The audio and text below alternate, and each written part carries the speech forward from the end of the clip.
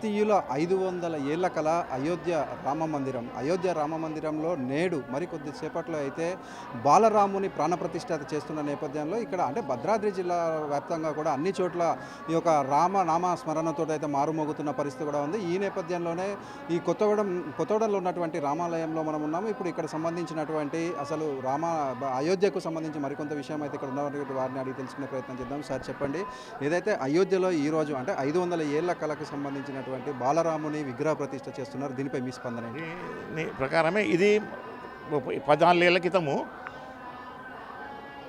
Ramachandra education festival మేనేజ్మెంట్లో గుడి కట్టించారు, రామాలయం కట్టించారు. మొత్తం దేశం మొత్తంలో అదే ఉన్నది కాబట్టి మోదీ గారి పిలుపుతోటి ఇక్కడ కూడా పూజ కార్యక్రమం అవి ఘనంగా నిర్వహిద్దామని ఆ ఉద్దేశంతోనే నడిపిస్తున్నాం. ఏదైతే అంటే మనము 500 సంవత్సరాల నుంచి కూడా వెయిట్ చేస్తున్నాం. ఏదైతే మనకి ఇప్పుడు ఈ యొక్క అయోధ్యలో ఈ యొక్క రామ మందిరం కావాలని కూడా ఇప్పుడు అది మన కళ్ళ ముందు ఏదైతే కేంద్ర ప్రభుత్వం కావచ్చు లేకపోతే PM నరేంద్ర మోడీ ఒక నిబద్ధతతో అయితే ఇది ప్రారంభిస్తున్నారు. దీనిపై అంటే మీరు ఏ విధమైనటువంటి ఆనందాన్ని వ్యక్తం చేస్తున్నారు? పని చేస్తున్నారు. హిందూ ఐక్యత కోసము ఒక దానికోసము నాకైతే చాలా మంచిగా అనిపించింది.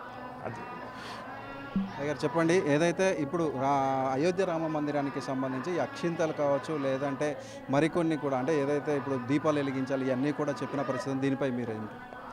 మనము నిజంగా చాలా అదృష్టవంతులం.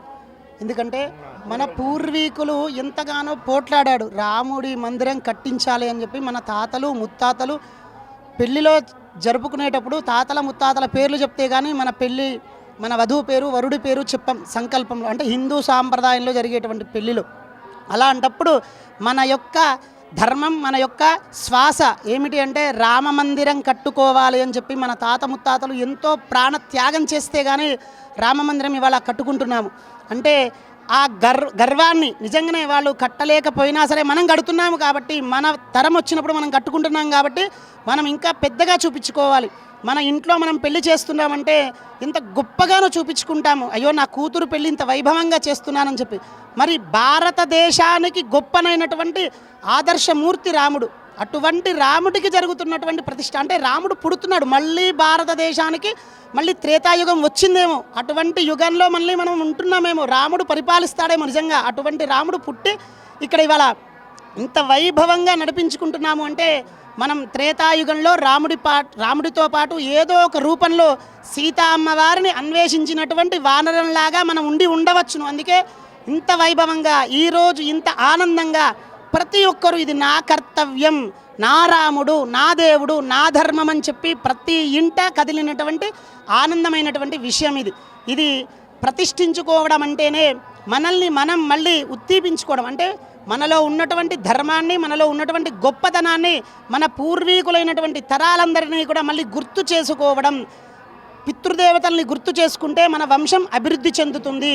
పితృదేవతలు లేకపోతే మనం లేము. అలాంటి పితృదేవతల యొక్క పూర్వ ఫలితమే ఈ రామ మందిరం. ఆ రామ మందిరాన్ని నిజంగా ఇప్పుడు ప్రతిష్ఠించుకోవడం మనకు ఎంతో అవసరము.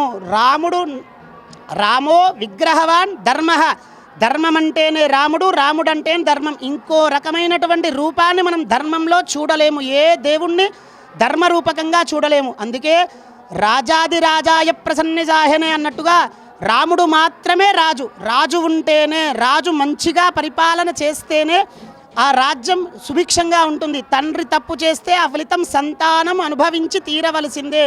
అటువంటి తండ్రి తప్పు చేస్తేనే కుటుంబం పాడైపోతుంది, రాజు తప్పు చేస్తే ఆ ఫలితం ప్రజలు, ఆ దేశము అంతా అనుభవిస్తుంది. మరి అటువంటి గొప్పనైనటువంటి రాముడు రావాలి అంటే అంత గొప్పనైనటువంటి నిబద్ధ కలిగినటువంటి మన ప్రధానమంత్రి గారు ఈ కార్యక్రమాన్ని చేపట్టారు.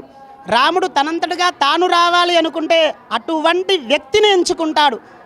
రాముడు ఎంచుకున్నటువంటి వ్యక్తులలో ముఖ్యంగా మోడీ గారు, యోగి గారు, అటువంటి వారు ఉన్నప్పుడు మాత్రమే రాముడు రావాలి అని చెప్పి ఇన్ని సంవత్సరాలు ఎదురు చూశాడేమో. మనం ఏదైనా ఫంక్షన్ చేయాలి అంటే రేపు చేద్దాం, ఎల్లుండి చేద్దామని చెప్పి ఎన్నో పథకాలు పంచుకొని రోజుకు రోజు రెట్టింపు చేసుకొని ఎక్కువగా చేసుకుంటాం ఆ ఫంక్షన్ని. అదేవిధంగా 500 సంవత్సరాల తర్వాత జరుగుతున్నటువంటి పండుగను ఇంకా గొప్పగా చేసుకుంటున్నాం. నిజంగా ఇది తరాలందరికీ కూడా, రాబోయే తరానికి చాలా గొప్పనైనటువంటి దిక్సూచి. రాముణ్ణి పూజించాలి, రాముణ్ణి పూజిస్తేనే రాజ్యం బాగుంటుంది, రాముణ్ణి పూజిస్తేనే దేశం బాగుంటుంది, రాముణ్ణి పూజిస్తేనే ప్రజలు ఆయురారోగ్యాలుగా అష్టైశ్వర్యములుగా ధనధాన్యాదులుగా ఉంటారు, ధర్మంగా ఉంటారు. ధర్మంగా ఉండాలి అంటే రాముడు ఉండాల్సిందే, రాముడు కావాలి అంటే ధర్మం కావాలి. ఇటువంటి కార్యక్రమాన్ని ప్రజలందరూ నిర్వహించుకోవడం దేశంలో గొప్పనైనటువంటి విషయం. ప్రతి ఒక్క ఇంటికి రాముడి అక్షంతలు రావడం అనేది పూర్వపు రోజులలో అందరూ అనుకునేవారు, రాముడు దేశమంతా తిరిగాడా అని చెప్పి. కొంతమంది అంటుండేవారు, ఏం తిరిగి ఉంటాడలే రాముడు అని చెప్పి. అటువంటి వారికి ఇదే ఒక సమాధానం. అయోధ్య ఎక్కడో ఉన్నటువంటి అయోధ్య అక్షంతలు దేశం మొత్తం తిరిగినాయా లేవా? అక్షంతలే తిరిగినప్పుడు రాముడు ఎందుకు తిరగడు? రాముడు తిరిగాడు కాబట్టే అక్షంతలు కూడా తిరిగాయి. అవే నిదర్శనం. ఇంతకన్నా నిదర్శనం భగవంతుడు ఉన్నాడు అని చెప్పడానికి ఇంకేం కావాలి మీకు? స్వామి గొప్ప అనుగ్రహం ఉంటే చాలు, మనము అందరము కూడా సుఖ సంతోషాలతో ఉంటాము. ఇంతటి గొప్ప కార్యక్రమాన్ని పాత కొత్తగూడెం మా భక్తులందరూ కలిసి, మా గుడి చైర్మన్ గారు, ప్రతి ఒక్క భక్తుడికి కూడా చెప్తున్నాను, ఇది రామ కార్యక్రమం, ఎవ్వరిది కాదు, మన కార్యక్రమం చేసుకుంటున్నాము కాబట్టే ఇంత ఆనందంగా ఈ కార్యక్రమం జరుగుతుంది. ప్రతి ఒక్క భక్తుడి సహాయ సహకారాలతోని 1,00,000 తులసీ దళార్చన. తులసీ దళం అంటే రాముడికి చాలా ఇష్టం. ఎందుకంటే శివుడికి బిల్వదళం ఎంత ఇష్టమో రాముడికి తులసి దళం అంత ఇష్టం. అటువంటి తులసి దళంతో పూజ చేస్తే అన్ని శుభాలు ఇస్తాడు. ఒక తులసి దళం రాముడి దగ్గర ఉంటే 365 రోజులు అది సుభిక్షంగా ఉండి ఆ తులసి దళాన్ని తీయాల్సిన అవసరం లేదు. 365 రోజులు ఒక పువ్వును పెడితే రాముడి దగ్గర అది వెంటనే తీసేయాలి. కానీ తులసి దళం పెడితే 365 రోజులు కూడా ఆ తులసి దళాన్ని ఉంచవచ్చును. అందుకే అంత గొప్పది తులసి దళం. తులసి దళం లక్ష్మికి ప్రతీక. తులసి దళం మన ఇంటికి ఐశ్వర్యం. తులసి దళం సైన్స్ పరంగా చెప్పుకోవాలంటే ఎన్నో గొప్పనైనటువంటి రీజన్స్ ఉన్నాయి. అవి వైబ్రేషన్స్ అన్నిటిని కూడా, చెడు వైబ్రేషన్స్ అన్నింటినీ కూడా తీసేస్తుంది. అందుకే ఇంటి ముందు తులసి దళం, తులసి చెట్టు ఉండాలి. మన ఇంట్లో విశేషంగా ఏమైనా క్రిమికీటకాలు చేరాలన్నా సరే తులసి దళం అడ్డుపడుతుంది. మన ఇంట్లో ఏదైనా దుష్ట శక్తి చేరాలన్నా సరే తులసి చెట్టు అడ్డుపడుతుంది. అందుకే పూర్వం తులసి చెట్టు ఉండడం ముఖ్యం. అటువంటి తులసి దళంతో మన ప్రాంతంలో ఉండేటువంటి కష్టాలన్నీ పోయి భక్తులు ఆయురారోగ్యాలుగా అష్టైశ్వర్యములుగా ఉండేటట్టుగా ఈ తులసి దళార్చన కార్యక్రమాన్ని భక్తుల సహాయ సహకారాలతో ప్రతి ఒక్క భక్తుడి చేయి ఉన్నది. ఇందులో ప్రతి ఒక్క రామ భక్తుడి, రామ అనుగ్రహం ఉన్నవారి చెయ్యి ఉంది. ఇటువంటి అందరినీ కూడా ఆయురారోగ్యాలుగా అష్టైశ్వర్యములుగా ఆ రామచంద్రమూర్తి ఉంచాలి. అయోధ్య రాముడి దర్శనం అందరము చేసుకోవాలి. అటువంటి దర్శన భాగ్యంతో ఈ పాత కొత్తగూడెం జనాలందరిలో కూడా రామ కృపా కటాక్షం చేరి అష్టైశ్వర్యవంతులైపోవాలని చెప్పి ఆ రాముణ్ణి శిరసా వంచి వేడుకుంటున్నాం. జై శ్రీరామ్, జై శ్రీరామ్, జై శ్రీరామ్. ఇక అంటే అయోధ్యలో ఎంతటైతే ప్రాముఖ్యత చెందిందో అదేవిధంగా మనకి దక్షిణ అయోధ్యగా ఉన్నటువంటి భద్రాచలం సీతారామస్వామి దేవాలయం మన నేలపై ఉంది. దీనిపై అంటే మీరు ఏ విధమైన అదృష్టవంతులుగా భావిస్తున్నారు? మేము దక్షిణ అయోధ్య అటువంటి భద్రాచలానికి సమీపంలో ఉన్నందుకు మేము చాలా మాకు ఎన్నో ఏళ్ళ పుణ్యంగా భావిస్తున్నాం. ఈరోజు 500 సంవత్సరాలు అంటే మా తాత ముత్తాతలు రామ మందిరం కోసం కొట్లాడి చనిపోయారు. అలాంటి కళ నెరవేరుతుందంటే ఈరోజు మా యువకులం అందరం కూడా ఒకే నినాదం, ప్రతి ఇంటికి కూడా జై శ్రీరామ్ అనే నినాదంతో మేము ముందుకెళ్తున్నాం. మేము కూడా ఈ మా ఒక ఊర్లో ఉన్నటువంటి రామ మందిరంలో 1,00,000 తులసి అర్చన 3 రోజులుగా హోమం చేపిస్తున్నాం. అదేవిధంగా ఈరోజు అన్నప్రసన్న కూడా ఉంది. సాయంత్రం శోభయాత్ర కూడా భారీ ఎత్తున నిర్వహిస్తున్నాము.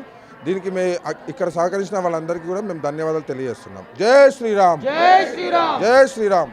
ఇక మొత్తంగా మనం చూసుకుంటే ఏదైతే దక్షిణ అయోధ్యగా పేరుగాంచినటువంటి భద్రాచల సీతారామలంలో అయోధ్యలో ఈ బాలరాముడి విగ్రహ ప్రతిష్ఠ నేపథ్యంలో భద్రాద్రి జిల్లా వ్యాప్తంగా కూడా ఏదైతే శ్రీరామనవమికి ఎటువంటి ఏర్పాట్లు చేస్తున్నారో ఆ విధంగా మొత్తం జిల్లా వ్యాప్తంగా కూడా ఏర్పాట్లు చేస్తున్న పరిస్థితి కూడా ఉంది.